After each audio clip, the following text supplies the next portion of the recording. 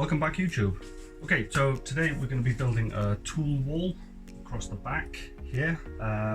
This box here is something I just made temporary years ago, just to store screws, silicone, that kind of stuff. As you can see, everything just gets put on top. It's not working out. I got actually built two of these. There's another one somewhere else which I will probably pull apart for this tool wall, which I'm going to do with this one. There's just a lot of stuff in there. Actually, I found a couple of things in here when I was looking. Cheapy little toolkit. I've actually bought another set of these just for snipping my MIG wire. That's what happens when you're unorganized, I guess, or you don't have a workshop where you can become organized. Kind of hence the reason we're doing all this. So I've done a quick measurement. The tool wall height, I could probably make it up to about 2 feet, which these are just over 2 feet or 600 mil. Sorry, just under 2 feet, 600 mil. I'm probably gonna have to turn this one on its side. These ones are about 530 mil, so that's probably the maximum height I'll go to is 530 because of the height of these. Might then build a little shelving on top to put my grinders or some power tools or something to fit up there. Maybe even just the levels. So you can hear my dog. He doesn't like it when I'm not using power tools.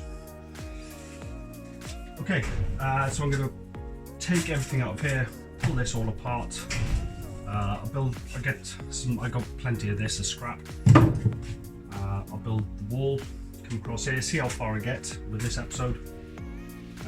Ideally, I don't know if you can see, I want to come across the back side of the wall to put all my safety equipment, but I might need the other box for that. See how we do.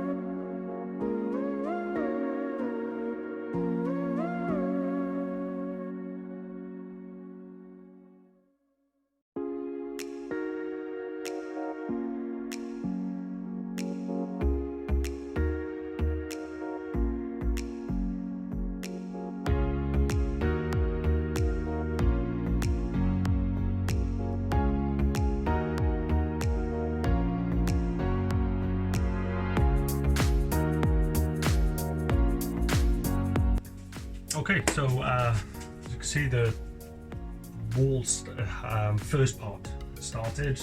Just threw some tools up on there so you could kind of get the gist of where I was going. I'm going to extend it out a little bit here and still do the safety goggles and glasses on that side. But this is going to make my life so much easier rather than having to dig around on the bottom shelves. All there. Okay, great. So thanks for watching. Subscribe, like, comment if you have any tips that can make this better. I do try to use all the wood or bits and pieces that I already have. Hence the different sizes. I'm happy with it. I'd rather just use what I've got than scrap this and then go buy new because I want everything millimeter perfect. I'm not into all that. Definitely upcycle, reuse. Okay, cool.